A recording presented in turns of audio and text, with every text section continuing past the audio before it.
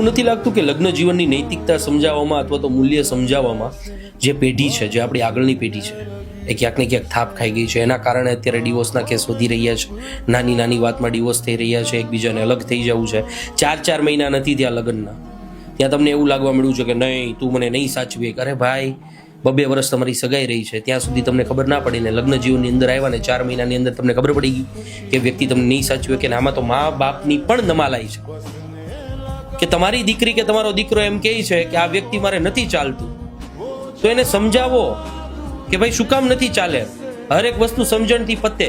પણ નહીં, અહીંયા તો આપણે સીધો ફૂલ સ્ટોપ મારવો છે કે તે આમ કર્યું એટલે મારી દીકરી નહીં, તમારી દીકરી આમ કર્યું એટલે હવે એને પાછી નહીં મોકલતા.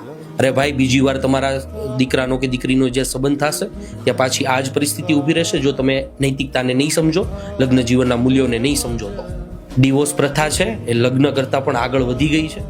એના કરતાં લગ્ન જ ના કરાય, પહેલાં સમજાય ને પછી લગ્ન જીવનની અંદર આગળ વધાય.